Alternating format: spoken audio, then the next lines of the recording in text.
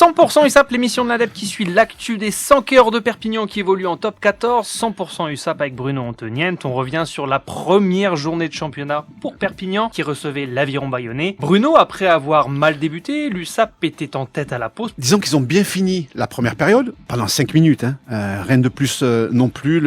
L'essai de Jefferson Joseph et celui de Bouli-Roy-Roy.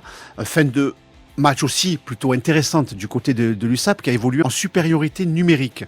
La fin de la première mi-temps, 10-0 pour Bayonne après 20 petites minutes de jeu et puis des maladresses.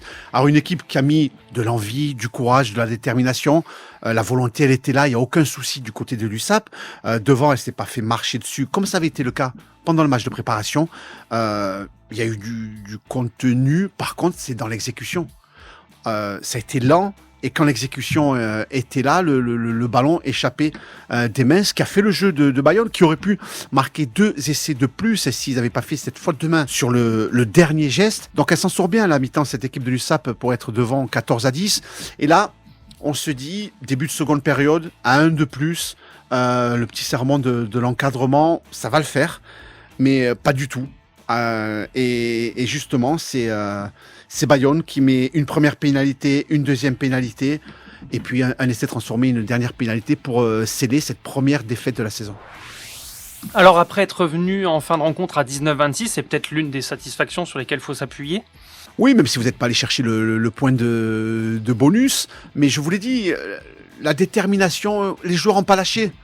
Mais c'est juste qu'ils ont été mauvais collectivement et individuellement, incapables de contrôler vraiment le ballon. Alors, excès de pression, certainement, mais les joueurs l'ont dit dans les colonnes de l'Indépendant, la pression ici, elle existe tout le temps.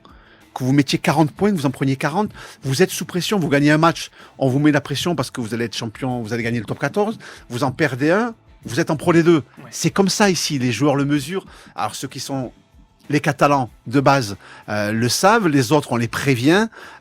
Georgie Beria l'a dit en conférence de presse, la pression on est habitué. Voilà, ça parle déjà d'access match parce que vous avez perdu le premier match de la saison. Mais voilà, alors c'est toujours pareil. Les garçons disent on va travailler, ce sont des détails. Oui, bien sûr que ce sont des détails, mais il y a un train à prendre et il faut monter de suite et dedans le plus rapidement possible. Oui, parce que c'est vrai que l'USAP est souvent habitué à monter un peu en retard dans ce train au lancement des saisons. Selon toi, est-ce qu'il y a eu quand même un tournant dans cette rencontre qui fait que l'USAP n'a jamais vraiment pu revenir dans la course ? Le début de seconde période. À 15 contre 14, où tu es devant au score. Donc il y a cet avantage psychologique, mental.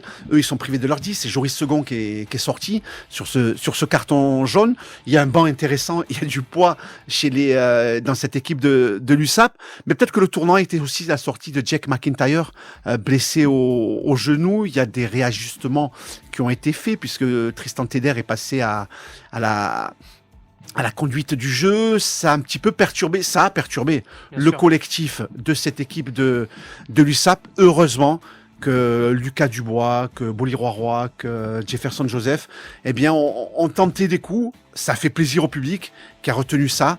Mais voilà, ça efface pas la mauvaise copie rendue.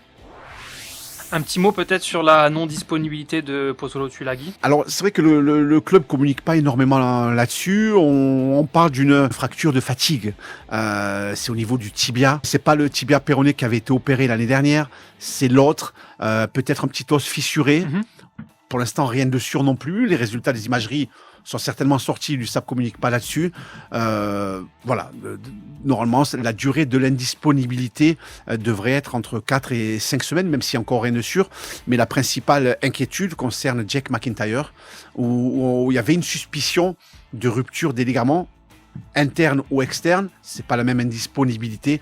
Là aussi, on attend que le club communique. Il avait déjà été en plus pas mal indisponible aussi la saison dernière. Ouais, exactement. Alors, et c'est frustrant de se dire au premier match déjà, on perd le 10, mais c'est le lot de beaucoup d'équipes, c'est le lot du sport professionnel, c'est le lot des rugby où l'engagement est maximum et total, d'où la grosse préparation, mais vous pouvez vous préparer du mieux possible quand le genou lâche, il lâche. Alors, est-ce que tu peux nous dire du coup quel sera le prochain adversaire des Catalans? Il me semble que c'est un très très gros morceau. Quel adversaire? C'est ce qui se fait de mieux. C'est le Stade Toulousain, samedi à 16h35. Alors voilà, c'est Canal Plus a décidé. C'était 30, c'est devenu 16h35. Un déplacement pour l'USAP au Stade Toulousain. Mais c'est une performance qu'il faut aller chercher là-bas. Se rassurer dans le contenu et dans l'exécution. La touche, c'était plutôt intéressant contre Bayonne. Maintenant, dans l'exécution, il faut que l'USAP, cette équipe-là, soit capable de garder le ballon, de venir pourrir les rucks un peu comme Bayonne l'a fait aussi, à elle d'être capable de le faire à l'extérieur, de lancer certains garçons. Il n'y a pas de pression sur un déplacement à Ernest Vallon. La pression, c'est le week-end d'après, quand le Racing viendra à Perpignan. Là, il faudra à tout prix gagner. Peu importe ce qui se passe à Toulouse, bien entendu, si vous en prenez 60, ça va être compliqué de préparer la suite.